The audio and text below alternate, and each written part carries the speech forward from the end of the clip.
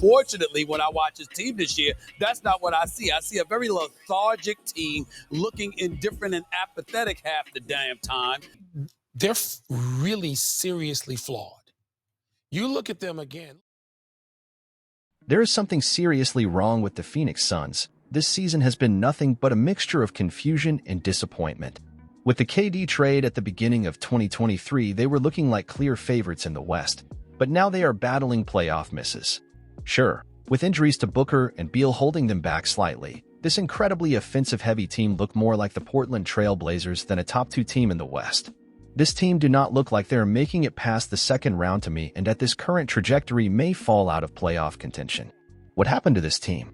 3 of the most incredible bucket getters in the league, one of which just returned from injury, a solid big man with Nurkic, and an improved bench from last year with Eric Gordon, Bol, Yuta Watanabe, etc., who all appears to not be able to get past their competition. One thing that they lack is defensive identity. They have stark similarities to the Sacramento Kings and Indiana Pacers, who seem as though they try to simply outscore their opponent team rather than give defensive efforts. The problem is they constructed the team so offensively reliant that they have trouble sticking to their defensive opponent. Look at this play right here. Tim Hardaway comes up with the ball and Grayson Allen stands by Luka but is on the weaker side as he tries to intercept the pass. However, he does not remain basket side. So KD is forced to come on help defense who doesn't even raise a contest and Luka gets an easy floater.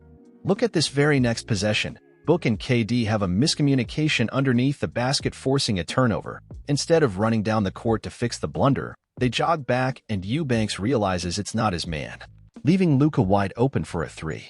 These types of miscommunication and defensive blunders make other offense generate easier points that can lead to lost games.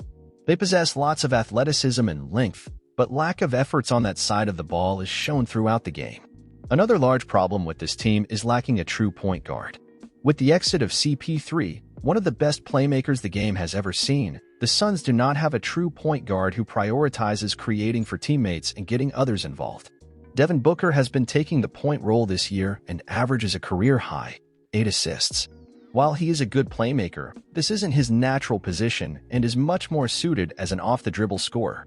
The Suns also lack a backup center to Nurkic. With Bol having little to no playing time, averaging 0.8 points per game, the Suns are in need of a defensive, tough center who can play behind or alongside Nurkic. Let's go back to that same game. We can see Grayson Allen guarding Derek Lively, but switches to double-team Luka, so Lively cuts to the basket and KD and Book come in on help defense. However, he clearly outsizes both of them, despite being a rookie, and easily slam it over the both of them.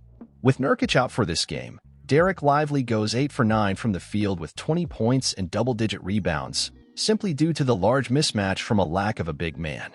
Losing DeAndre Ayton didn't help, who was a solid big man that could protect the rim extremely well. This goes to prove that having large amounts of shooting and offensive talents with no defensive presence will never make a winning team. Despite the numerous off-season moves, trying to improve their bench, they lose their only productive point guard and a valuable center, who were both key to their success in the last few years. Even with trading away key players and reshaping the roster, they're still receiving mediocre output from the bench, which was their Achilles heel last year.